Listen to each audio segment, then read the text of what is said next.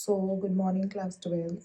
Today we are going to discuss about the chemistry board practical sheet. That how do you write the final CBSE board practical sheet? So as you know कि आपको final practical में 3 practicals perform करने के लिए दिए जाते हैं, जिसमें से one of the practical is volumetric analysis and this practical is of 8 marks.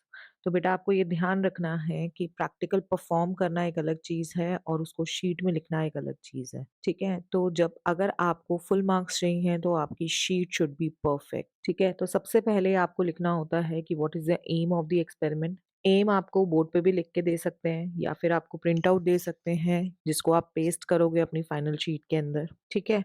तो एम प्रॉपरली आपको उतारना है जिसमें आपको लिखा हुआ है टू प्रिपेयर दी 0.05 मोलर और m बाय 20 100 ml। अब ये जो 100 ml है इट इज नॉट नेसेसरी हमेशा 100 ml हो। ये जो m by 20 it is not necessary कि आपका हमेशा m बाय 20 हो। It could be 250, it could be 500, it could be 1 litre. वैसे जनरली आपका 100 और 250 के हिसाब से ही होता है। यहाँ पे m by 10, m by 15, m by 20, 30, 40 कुछ भी आ सकता है। Ferrous ammonium sulphate which is nothing but Mohr salt. पहले आपने सबसे पहला स्टेप क्या होता है कि आपको स्टैंडर्ड सोल्यूशन बनाना होता है, जो भी आपको इन्फॉर्मेशन गिवन है यहाँ पर। उसके बाद यहाँ पर आपको using this solution find out the molarity and the strength of the given KMnO। Given KMnO4 solution आपकी टीचर आपको देगी जिसकी आपको मोलारिटी और स्ट्रेंथ निकालनी है। किसका इस्तेमाल करके? मोहर सॉल्ट का इस्तेमाल करके, जो कि स्टैंडर्ड सोल्यूशन आप बनाओगे। उसके बाद आता है कि सेकंड आपको लिखना है कि अपरेटस रिक्वायर्ड। अपरेटस रिक्वायर्ड में अगर आपको लर्न करना है तो आप लर्न भी कर सकते हो, लर्न नहीं करना तो अगर आपको प्रोसीजर याद है तो उसके अकॉर्डिंग अपने दिमाग में रिपीट करके आप ये पॉइंट्स लिख सकते हो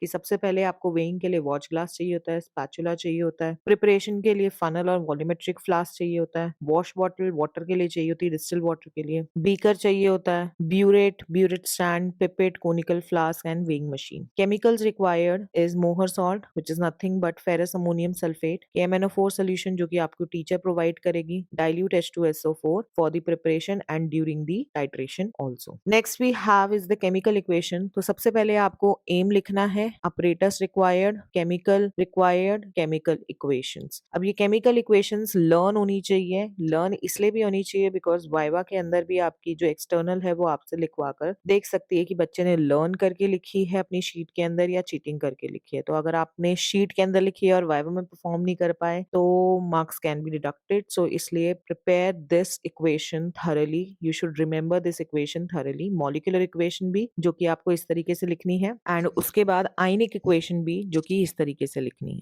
ठीक है? Next we have is the indicator required. You know that कि क्लास 12th में जो हम टाइट्रेशन करते हैं that is your redox titration, जिसमें KMnO4 जो होता है that behaves as a self indicator. KMnO4 का पिंक कलर होता है, डार्क पिंक कलर होता है, लेकिन जब टाइट्रेशन करते हैं तो it becomes to the lightest pink colour. End point क्या होता है कि जो आपका ट्रांसपेरेंट सोल्यूशन होता है या फिर कलरलेस सोल्यूशन होता है मोहर सॉल्ट का, कोनिकल फ्लास्क के अंदर वो परमानेंट पिंक कलर चेंज हो जाता है। उसके बाद नेक्स्ट हेडिंग जो हमने लिखनी है शीट के अंदर that is observations and calculations. Observations and calculations के अंदर जैसे जैसे आपने प्रिपेयर किया था, जैसे जैसे आपने प्रैक्टिकली परफॉर्म किया था, इन द सेम वे आपको वो स्टेप्स लिखने हैं। सबसे पहले आपने कैलकुलेशन की थी। अब ये m/20 कहाँ से आया? ये बेसिकली एम से आया। 100 ml कहाँ से आया? एम से आया। अगर यहाँ पे 250 ml है तो आपको 250 ml के हिसाब से ही कैलकुलेशन करनी है। और अगर m/10 m/20 है, m/40 है, जो भी आपका यहाँ पे मोलारिटी दे रखी है उसकी कैलकुलेशन यूज करनी है आपको यहाँ पर। अब मोस्ट ऑफ द स्टूडेंट्स ये सारी चीजें नहीं लिखते। आपको सारी चीजें गिवन लिखनी है कि आपको molarity of the Mohr salt कितनी चाहिए जो कि आपको एम में दे रखी थी, volume of the Mohr salt कितनी चाहिए जो कि अगेन आपको एम में दे रखी थी, मॉलिक्यूलर मास आपको पता होना चाहिए, फॉर्मूला आपको पता होना चाहिए। तो मोहर सॉल्ट का मॉलिक्यूलर मास इज 392 ग्राम्स पर मोल। अगर यूनिट्स नहीं लिखी तो मार्क्स कटेंगे, फॉर श्योर कटेंगे। 8 में से 8 मार्क्स नहीं मिलेंगे वॉल्यूमेट्रिक एनालिसिस का जो एक्सपेरिमेंट आपने लिखा है। तो ये यूनिट्स ध्यान रखनी है, ग्राम्स नहीं लिखना, ग्राम्स पर मोल लिखना है। Weight of the Mohr salt जो हमें चाहिए, मतलब मोहर सॉल्ट हमें कितनी चाहिए ताकि हम m/20 100 ml मोहर सॉल्ट सोल्यूशन बना सके। तो उसका फॉर्मूला आपको पता है that is molarity is equal to given weight, या फिर जो मास आपने जो भी मास आपने कैलकुलेट करना करना है इनटू 1000 अपॉन में molecular mass of Mohr salt into volume of the solution. Again यहाँ पे ml लिखना जरूरी है। उसके बाद 0.05 1/20 भी ले सकते हो, ये एम से आया है। 392 मॉलिक्यूलर मास है, 1000 आपको पता है, 100 ml आपको सोल्यूशन का प्रिपेयर करना है। सब कुछ कैलकुलेशन डालने के बाद जो वेट ऑफ मोहर सॉल्ट आपका निकल के आया that is 1.96। It can change according to your aim also and इसको हाईलाइट करना है। So after doing the calculation of how much weight of Mohr salt is required to prepare m/20 and 100 ml we have to write the observation table. अब ये observation table मैंने इस तरीके से बना रखी है कि इसमें आपकी सारी इंफॉर्मेशन आ जाए। आपको पता है कि जब आप वॉल्यूमेट्रिक फ्लास्क के अंदर मोहर सॉल्ट प्रिपेयर करते हो, ठीक है, ये होता तो 100 ml है, उसके बाद आप इसको मतलब बीकर में ट्रांसफर कर देते हो, बट ये होता कितना है 100 ml। हमें चाहिए कितना, हमें चाहिए 10 ml या 20 ml according to the pipette. तो बेसिकली हम क्या करते हैं, इस 100 ml मोहर सॉल्ट सोल्यूशन में से पिपेट आउट करते हैं 10 ml और 20 ml डिपेंडिंग कि आपको कितनी पिपेट दे रखी है। आपकी लैब में अगर आपको 10 ml पिपेट प्रोवाइडेड है तो जिस भी वॉल्यूम की पिपेट आपको प्रोवाइडेड है आप उसकी वॉल्यूम यहाँ पे लिखोगे। अगर आप 10 ml मोहर सॉल्ट सोल्यूशन से टाइट्रेशन कर रहे हो तो आपको यहाँ पे 10 ml लिखना पड़ेगा। अगेन यूनिट्स लिखना बहुत जरूरी है। ब्यूरेट रीडिंग जिसमें आप KMnO4 डालते हो उसकी इनिशियल रीडिंग यहाँ लिखनी है, फाइनल रीडिंग यहाँ लिखनी है। Let's suppose I take an example, let's suppose this is an example. हमेशा ये कैलकुलेशन नहीं होगी, हमेशा ये रीडिंग नहीं होगी, तो आपको ये मैं just for sake of example दे रही हूँ। आपको ये ध्यान रखना है कि आपको फर्स्ट रीडिंग जो लेनी है वो बहुत ध्यान से लेनी है। लेट्स सपोज आपकी जो टाइट्रेशन स्टार्ट हुई है, मतलब जो ब्यूरेट की इनिशियल रीडिंग थी वो थी 0 ml, ठीक है, और आपकी फर्स्ट रीडिंग में जो रीडिंग आई है वो लेट्स सपोज आई है 10.3 ml। तो फाइनल में से इनिशियल माइनस करोगे तो कितनी KMnO4 यूज हुआ, 10.3 ml, ठीक है। वैसे तो यहाँ पे ml लिखा हुआ है, अगर यहाँ ml लिखोगे तो यहाँ ml नहीं लिखोगे। अगर यहाँ ml नहीं लिखा हुआ तो आपको हर रीडिंग के साथ ml लिखना बहुत जरूरी है, पहली चीज। दूसरी रीडिंग जब आप लोगे, लेट्स सपोज कि वो दूसरी रीडिंग जरूरी थोड़ा है कि 10.3 से ही स्टार्ट हो, ये 10.3 से स्टार्ट हो। This can also start from 10.5 also, this can also start from 10.6 also, मतलब कहीं से भी स्टार्ट हो सकती है। Let's suppose there is some kind of a leakage in your burette, ठीक है, तो लेट्स सपोज मैंने 10.5 से स्टार्ट करी क्योंकि 0.2 ml वेस्ट आउट हो गया, ठीक है, जस्ट फॉर दी सेक। अब सेकेंड रीडिंग जब आप करोगे तो सेकेंड रीडिंग और भी ज्यादा प्रिसाइजली आप उसको करोगे, तो आपकी रीडिंग 10.3 आ रही थी इनिशियल रीडिंग, लेट तो सेकेंड रीडिंग आपकी इससे कम आनी चाहिए बिकॉज ये थोड़ी अंदाजन के हिसाब से रीडिंग थी। जो सेकेंड रीडिंग है वो बिल्कुल परफेक्ट रीडिंग होनी चाहिए, तो इससे तो कम ही आएगी। तो लेट सपोज वो रीडिंग आई आपकी 10.1, ठीक है, वो लेट सपोज रीडिंग आई 10.1 या लेट सपोज मैं यहाँ पे ले लेती हूँ 10.0 m। अब यहाँ पे कैलकुलेट कैसे करोगे, मतलब ये वाली रीडिंग कितनी आनी चाहिए, तो आप इसमें इनिशियल रीडिंग में जब आप 10 ml प्लस कर दोगे तो ये कितना आ जाएगा, ये आपका 20.5 आ गया। तो ये जो मैं ट्रिक आपको समझा रही हूँ this is for the trick of a little bit of manipulation, कि आपकी अगर यहाँ पे 0 ml रीडिंग आई है, पहली रीडिंग आपने ध्यान से लेनी है, उसको आप मैनिपुलेट नहीं कर सकते, वो आपको परफॉर्म करनी पड़ेगी। सेकेंड रीडिंग लेट्स सपोज 0.3 से स्टार्ट हो रही है तो ठीक है, नहीं हो रही है कहीं से भी स्टार्ट हो रही है उसको यहाँ लिखना है। सेकेंड रीडिंग के लिए आपको इससे थोड़ा सा कम करना है, अगर आपकी पहली रीडिंग ढंग से आपने करी है तो थोड़ा सा कम करना है, और ये वाली रीडिंग फाइनल रीडिंग में इनिशियल रीडिंग को प्लस करके यहाँ लिख देना है। थर्ड रीडिंग अगर बनाओगे तो थर्ड रीडिंग भी आपकी 10 होनी चाहिए, क्यों, क्योंकि आपकी लास्ट की दो रीडिंग सेम होनी चाहिए, क्योंकि हमें कॉन्कॉर्डेंट रीडिंग चाहिए होती है,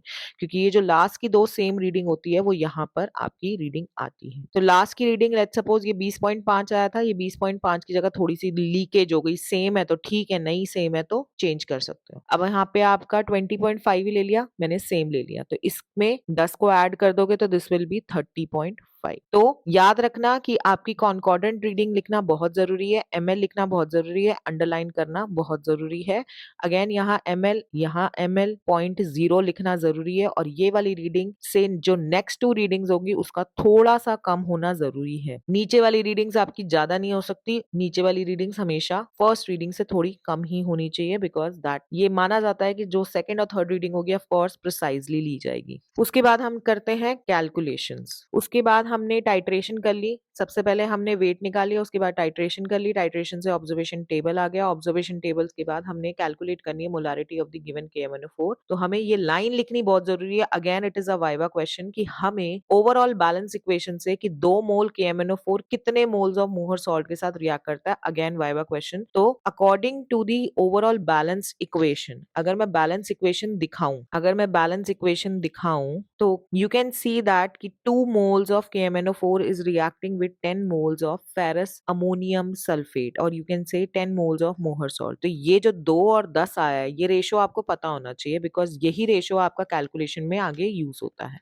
ठीक है, तो यहाँ पे ये लिखना बहुत जरूरी है कि ओवरऑल बैलेंस केमिकल इक्वेशन से 2 moles of KMnO4 reacts with 10 moles of Mohr salt solution and इससे हमारी कैलकुलेशन हम करेंगे। अब लिखना कैसे है, अगेन सब कुछ गिवन लिखना है आपने। सबसे पहले लिखना है कि M KMnO4 क्या है, molarity of KMnO4, V KMnO4 is volume of KMnO4। ठीक है, M KMnO4 तो निकालना है, तो इसके आगे लिखना है to be calculated volume of KMnO4। अब मैंने यहाँ पे 9 ले रखा है, जो मैंने पीछे कैलकुलेट किया था ना, यहाँ पर ये 10 जो मैंने कैलकुलेट किया था या जो 10 मैंने निकाला था एक्सपेरिमेंटली, ये मैंने पीछे वाली कैलकुलेशन में 9 लिखा हुआ है। तो यहाँ पे अगर मैंने 10 लिखा हुआ है तो ये वाली जो रीडिंग है वो यहाँ पे आपको डालनी है, that is the volume of the KMnO4 that is used for titrating Mohr salt, जो कि ब्यूरेट से आई है, जो कि ऑब्जर्वेशन टेबल से आई है। मैंने यहाँ पे 9 लिखी है, पीछे मैंने आपको 10 से कैलकुलेशन करके दिखा दी।